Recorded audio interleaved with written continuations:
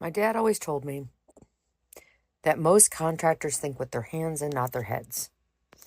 And I have found that to be an accurate statement. Not all, but a vast majority. In fact, I would argue that it's probably the 80-20 rule. And if you're a single female, you have figured out that 80% of the contractors that you hire are absolute shit. And the other half you hang on to for dear life. That's why I taught myself how to be able to do my own construction.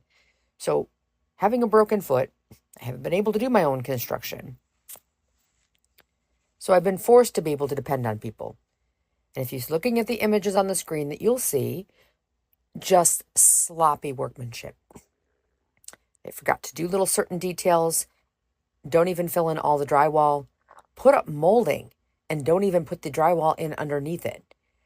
Put up seams all over a wall that's supposed to be just beadboard. And you can see the cut marks in it, thinking that they're just going to fill it in with caulk and you wouldn't notice it.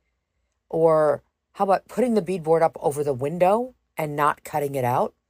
Or putting the toilet on and not cutting the flange correctly so that it sits 2 inches. And granted, there's a grade there, but that's a fixable thing that should be fixable.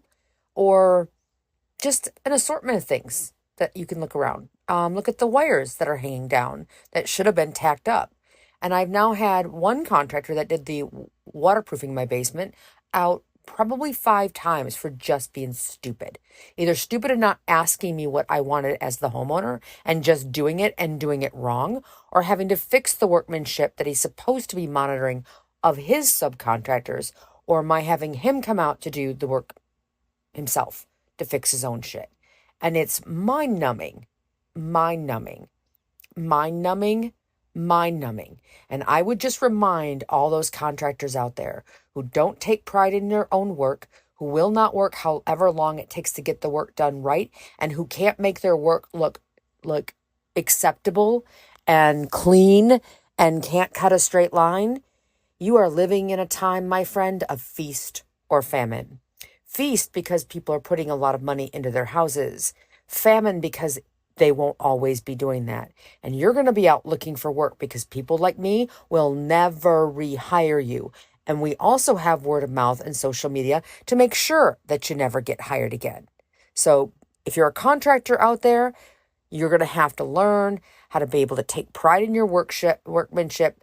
And even if the work gets hard, you do the work. And if you didn't budget properly your work and you go over your time limit, that's your problem, not mine.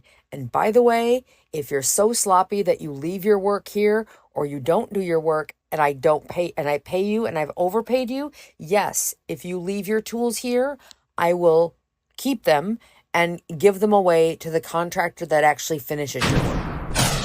That's all.